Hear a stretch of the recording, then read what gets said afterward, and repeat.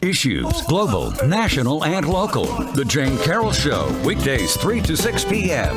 on 1360 KUIK. Welcome back, everybody. Well, on this day when people are not agreeing on much, and the battle between the left and the right seems to get more intense and more violent, we're joined by the brilliant Steve Buckstein of Cascade Policy Institute to talk about a bill that passed the Oregon State Legislature to legalize the use of Naloxone. I think I pronounced that correctly, but I'm not confident of it. House Bill 3440. This is it's something that can be used that will counteract the epidemic, really, of this abuse of opioid drugs, risking overdose and death, and this will counteract that.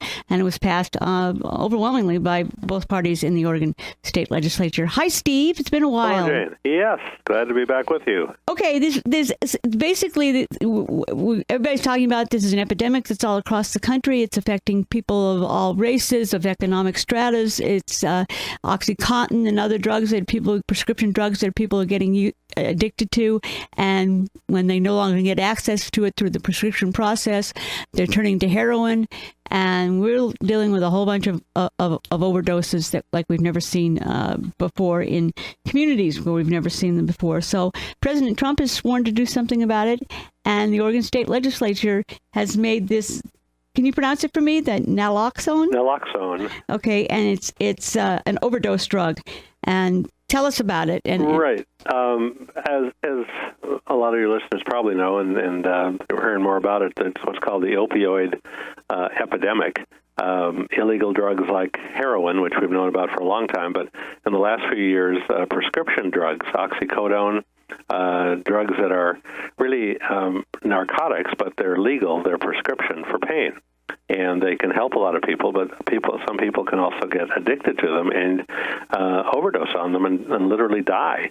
And so a number of states, including Oregon in the last few years, has made it easier to save people's lives with a drug called Naloxone. It's been legal for a few years in Oregon, but just this legislative session, the legislature unanimously, I think there were a couple legislators that weren't present, but basically every legislator that was there voted for it, and the governor signed a bill that makes it even easier for family members and friends of people who either are drug addicts or are addicted to painkillers to buy this drug called Naloxone at the pharmacy without a prescription. It's now in a nasal mist form, relatively very easy to use, and it almost instantly counteracts the effects of an opioid overdose. And what the bill does, it does a number of things, but basically it shields people from civil liability as long as they're acting in good faith for any act in distributing or administrating naloxone. So, if a family member or a friend or whatever is overdosing on one of these drugs, it's safer for their friends and relatives to save their lives through this legislation. Okay. Most of the people that are dying of overdoses currently, are they the people that are actually overdosing on OxyContin kinds of things where they're using it, or have a lot of them moved on to heroin because it gives you the same sort of effect, and now you're hooked? You're not just dealing with it for some medical pain or something, where it's a highly effective drug for a lot of people. Yeah, it's really both directions. I think there are probably some people who were heroin addicts who, now that there is the problem, without getting too far afield, one of the problems with our war on drugs is that people buy these drugs in the black market, and they don't know what consistency they're getting, what it's cut with, the potency, and people die because they're taking something that maybe is 10 times stronger than they thought it was.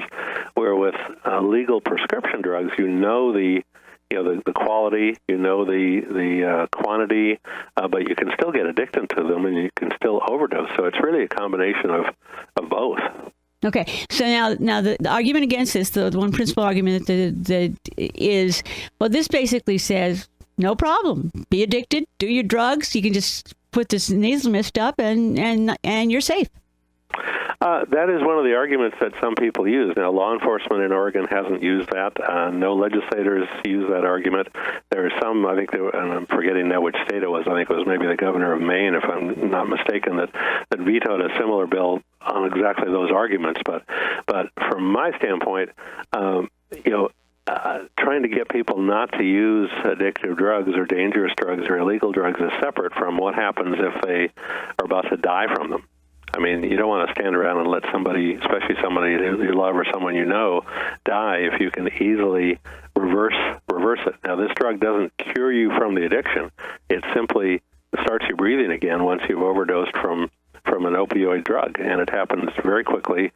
Police and firemen in Oregon and other states have been carrying this drug with them for at least the last year or two, I believe, because they are more likely to come across, overdose victims than probably the average person.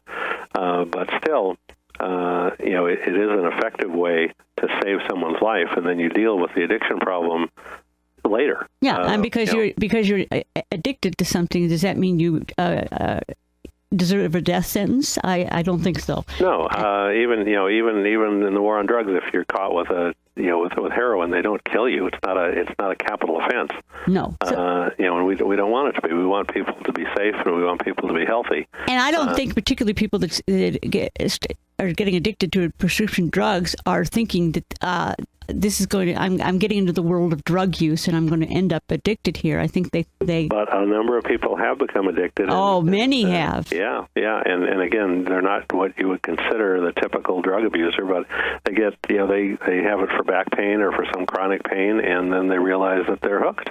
Yep. And if there isn't treatment available, which sometimes there isn't, you can overdose. Plus, I've known people that this has happened to, and I've known people that have family members, and it's just as serious as any kind of drug addiction.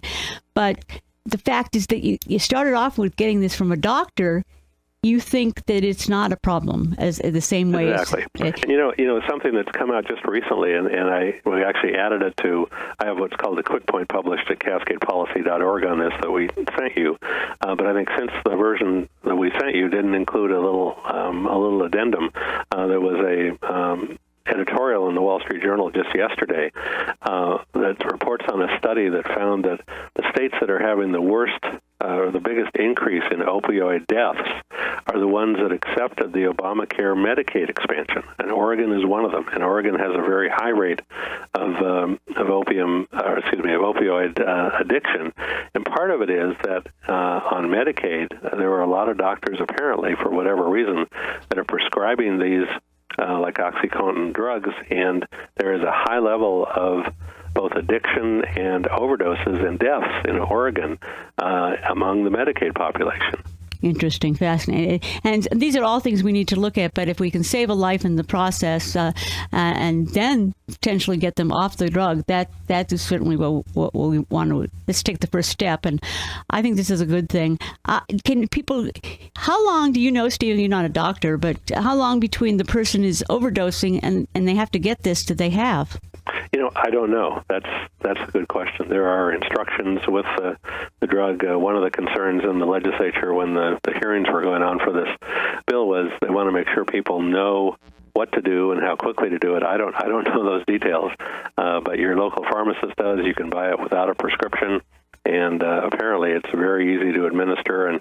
But how long you have, I'm not sure. Okay, so if you have somebody in your life that you're worried about this as an issue, you're hoping to get in the long-term solution, but in the interim, go talk to your pharmacist. I'd have some around. I really would, because if you could save a life with it, is it affordable? Again, I don't know the price. Okay, so what's a life worth? Exactly. So I hope they're not gouging us for it, because this sounds like can you imagine being able to save somebody you love with this simple solution, and then deal with their issues? Exactly. It'd be a good thing. Go to cascadepolicy.org, check it out. They do great work. Support them with your money and your enthusiasm, because they are doing the research on things that we desperately need now and are not getting anyplace else. Thank you, Steve. Always a pleasure. Thank you, Jane. Glad to do it. Yeah, very interesting stuff. And I know a lot of you people, I've conversed with you, I talked with you. Everybody has somebody they know now that's dealing with this issue. This is it's not a solution, but it sure could save a life or two, and that would be a good thing. We'll be back.